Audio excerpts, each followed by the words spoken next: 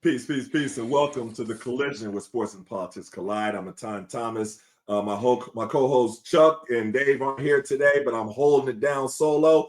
And we got a Wizards preview. We got my man Tony Massenburg. Y'all know this is my guy. He's been on the collision before. And we have the great and talented Christy Winters-Scott. She has also been on the collision before. How are y'all doing? Thank you for coming on. And I want to talk about the Wizards upcoming season. This is my quick take. Okay. I think that we are going to be a young and exciting team. I compared it to the Clippers when they had Darius Miles and that whole crew, and they were just young and they were just getting experience. They weren't worried about wins and losses. They weren't worried about the playoff contention, everything like that. Just let these young cats play and get this experience, and it's going to be fun games. And then that's how I see this Wizards team. But let's start ladies first. Miss Christy Winters-Scott, what do you expect from this season? Do you think I'm way off in my assessment? No, I think you're spot on with your assessment. First of all, it's such a pleasure to be back on here on the collision with you guys. And for me, I think that's spot on because I think the Wizards are, they're planting these seeds and, the fruit doesn't show right away, right? It's a process. And I think last year you saw that with the rookies getting a massive amount of playing time and they earned that. And this year is no different. And now you have to earn it against even more players that are coming in to prove themselves to themselves, but also to the organization and the fans and the league. But I mean, to have 5 players in double figures in the last game up in New York, I just thought that was really a great showing to what this team could possibly be. And, to have Bagley get that double-double and Will Riley, hello, with those 17 points. I just thought that he came alive and he showed aggression in their first game at home against Toronto with those clutch free throws down the stretch. But the other SAR with the heroics on the other side of it kind of watered that moment down. But I just think he's come in ready to play and he's a pro. So all of them are ready and they're all earning this time. But I think the fruit will bear itself in due time. T-Mass, what do you think? Yeah, I think both of you guys are right. When you look at this team, certainly it's a team that's put together for the future. And I think when Wizards fans look at this squad, they shouldn't judge them by where they are right now and the wins and losses as much as you're looking at an investment when you look at the future of this Washington team. You're looking at 19, 20, 21-year-olds. You're looking at a core that of rookies from last year's team that is now sophomores that will be expected to play huge roles when you look at some of these guys. And I think the addition of a guy like a Trey Johnson, who clearly showed that he can shoot the basketball as good as anybody and really was considered by most in last year's draft to be the best pure shooter in the draft. He's also shown that he can take the ball to the basket. So I think when you look at Trey Johnson, that was an excellent pickup and certainly goes in with the formula that the Wizards brass is trying to have when you look at this team for the future. They want to feature dynamic wings. They want to feature guys who can do multiple things at all positions, positionless players, even Sarr. When you look at him, yeah, he's a 7-footer, but he's a 7-footer who can stretch his jump shot out to the 3-point line while at the same time being a great rim protector. And so the addition of these new crop of rookies who I think are very similar to the last year's crop of rookies when you look at the way they play, I think it'll hopefully all of these guys will mature at the same time in another 2 years or so. Now you're looking at a young core of wing players in particular because the Wizards are heavy on the wing side. And that's important in today's league. So they've got great defenders and guys that can score the basketball. And that's going to be the blueprint for the Wizards moving forward. Ms. Scott, who are you looking forward to seeing the most? What are some of the players? We definitely have a lot of young talent, Yeah. But who are you really looking forward to seeing? Well, there's always the sensational sophomore jump that you see not only on the professional level, but you see it on the high school level and pros, right? They go through their first season and they're like, okay, this is what it's all about. They work on it during the jump season is what we're calling it, right? It's not the off season because you're not off, right? You're jumping forward. So I'm looking forward to seeing all the sophomores, right? And to see what they are going to take from what they learned last year. and how they're going to carry that forward. So specifically Bub Carrington, I'm just so excited to see what kind of jump he's going to make in the league. I mean, he plays with a ton of confidence, as he should, because he puts the time in, right? But I also want to see Keyshawn George. I mean, his versatility as a wing defender, to Tony's point, I mean, on the other side of being, full of wings for this team, I mean, you got to be able to defend, right? And I think that's what you saw Washington do well against New York. And that jump started and got their offense organized on the other side. And they got to the pace that they wanted because they were able to get those stops. And Keyshawn George is such a staunch defender on the perimeter. So I'm looking forward to that big jump, but also waiting in the wings. And I hate to say wing again, but it is what it is. But Bilal Coulibaly, right? I want to see what his maturation point will be. I want him to be healthy, first of all. And he's getting there with that this year. But I definitely want to see what he's going to become. I mean, we saw glimpses of it over the summer when he was playing internationally for the French national team. And I was just like, oh man, bring that back to the district. So I'm really excited to see him perform as well. T-Mass, do you think that the fans have the right mentality or expectations of this year, or is it going to be a tough year? Because I mean, I think that a lot of that depends on how it is, presented, of what type of a year that it's going to be. What do you anticipate as far as how the fans are going to view this year? And, do the Wizards have to do a little bit more of explaining to the fans as far as that this is you don't want to say rebuilding because that's kind of a touchy word, used around here, but a year where we're letting the young players play and really get a lot of experience and, see what they can do. I think this will be a year that you have to sell the fans on growth. I think when you look at this team, I think you have to sell the fans on the fact that don't judge us by wins and losses. Judge us by game 1 to game 82, whether or not we got better as a team. And I think when you look at this core group of young guys, the sophomores, as Christy was talking about, and the new class of rookies, then you combine that with your super vets in CJ McCollum and Chris Middleton, there'll be a balance there, hopefully, where they can implement some wisdom to these young guys and help them kind of skew that learning curve a little bit and get better. Because when you're talking about featuring 20-year-olds, 19-year-olds, 21-year-olds on a nightly basis, like the Wizards will be doing against the best in the world, seasoned vets, guys that have that are all-stars, and some guys will be Hall of Famers on a nightly basis, certainly there are going to be nights where the Wizards look young. But I think if we can sell the fans on the fact that this is going to be about development and getting better from game to game, that's what you should be looking at. And if you want to, look at individuals to see if they're getting better, to see the sophomore jump, as Christy was talking about, for a guy like Bub Carrington, I think that's going to be very important. I think it's going to be important for Bub to show leadership this year because he's going to have the ball in his hands a lot, because right now the Wizards don't actually have a true point guard. So it's going to have to get done by committee. And I think Bub's going to be one of those guys. I'm also looking at a guy like Alex Sarr, because I think Sarr's defense can really be a difference maker for the Wizards and his ability to protect the rim. And I want to see physically, is he going to be a little more physical this year?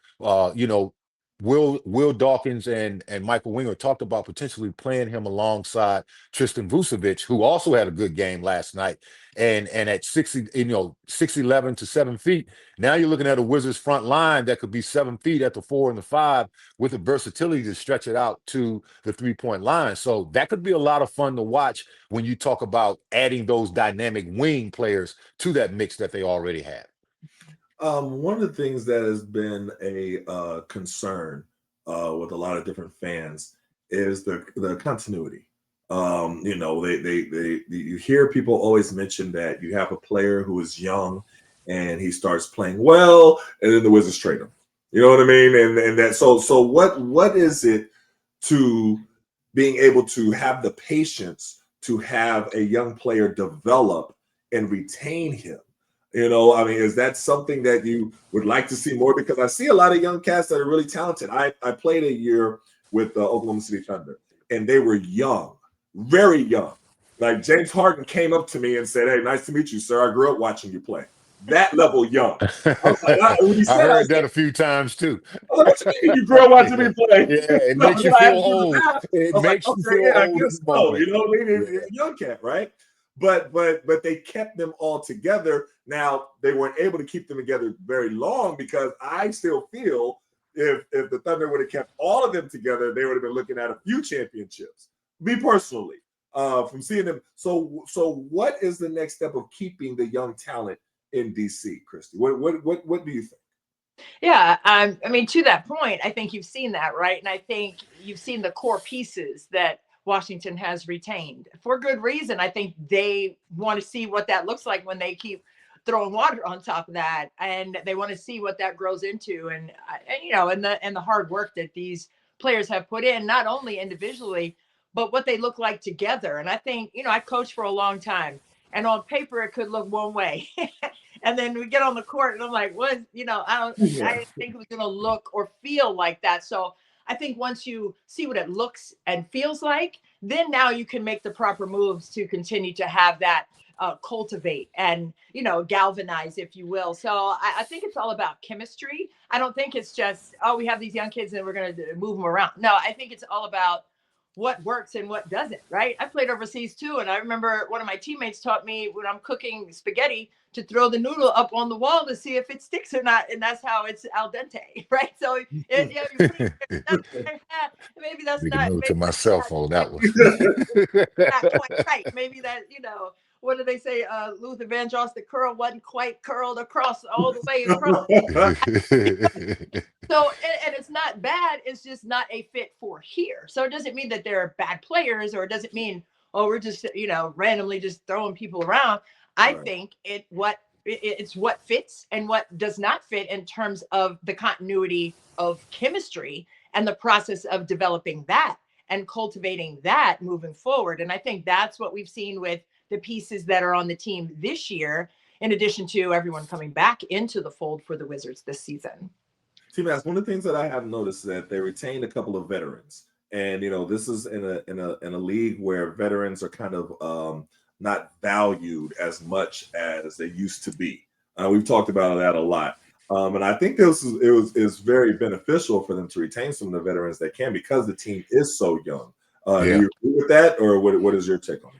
Oh, no, absolutely. You have to have veteran players because otherwise, when you have 19, 20, 21 year olds who are fresh into the league, and you know, a lot of these guys literally played 1 year of college basketball. When you're that young, you need a veteran to show you what it is to be a professional. You know, you come into this league in Etan and Christy, all of you guys know this. When you turn professional, there's a level of responsibility that comes with that. Mhm. And you need someone to kind of show you a blueprint for like, okay, a lot of times it's as important to know what not to do Mhm. as it is to know what to do. Right. And for me, I had veterans like Terry Cummings and David Robinson and Paul Pressey and David Greenwood, rest in peace, who just passed a few months ago. Mhm. These guys were 10-year vets when I got in the league. And so they were able to implement knowledge on, they would, pull me to the side and say, hey, young fella, look, this is what you need to do. Don't do this, don't do that. You need to do this, you need to do that. Like you need guys to be able to implement that wisdom because when you're that young, you're really in that mode of, okay, there's the excitement of being in the NBA, but you also need to understand how to conduct yourself as a professional so that you don't fall by the wayside and succumb to some of the things off the court that some guys have fallen prey to. I definitely agree. And my vets that I had when I was with the Wizards, I was watching MJ. I Hmm. was watching Yeah. Charles Oakley and Yep. Popeye Jones and C. Witt and Jahadi and all those guys, and just really picking their brains. So I definitely encourage the younger players to watch the vets and listen to the vets. It's definitely beneficial. All right, one last Absolutely. thing. I went to the Dave Chappelle concert I keep saying the Verizon Center. It ain't been the Verizon Center for a while. Yeah. Sometimes I say the MCI Center. You know what I Yeah. mean? Oh yeah. Yeah. Yeah, man. Phone You telling your age now. I'm trying to not to try to keep all the young phrases and everything, but no, the arena. I'm really glad. First of all, I am glad that they made the decision to not move to Virginia. I was a little bit worried about that for a while, because it has to be where it is. This is the heart of DC. But they are Yeah. making some upgrades there.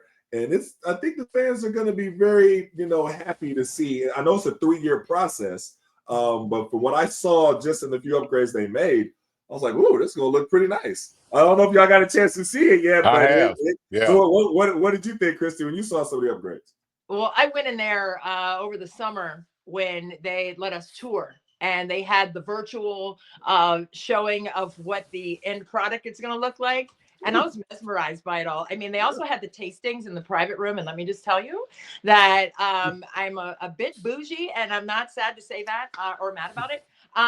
So it was definitely pinky out with everything that I tasted that day. So it's gonna be a beautiful experience for fans. I mean, you can have birthday parties in there, and have a sweet to yourselves, and then go out and watch the game. I mean, and it's beautiful. I mean, everything back there is immaculate, top tier.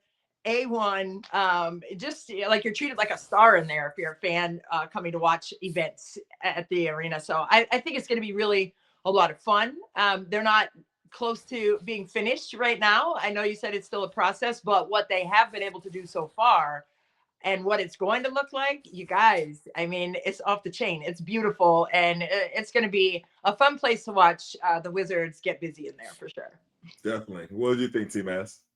I was impressed. I think when you start talking about the future and trying to lure big time free agents to this team, facilities matter. Where you play matters. Your accommodations, those things matter. And when players see an organization making a commitment to upgrade their arena and their facilities in general, then that says that they're committed to trying to build something.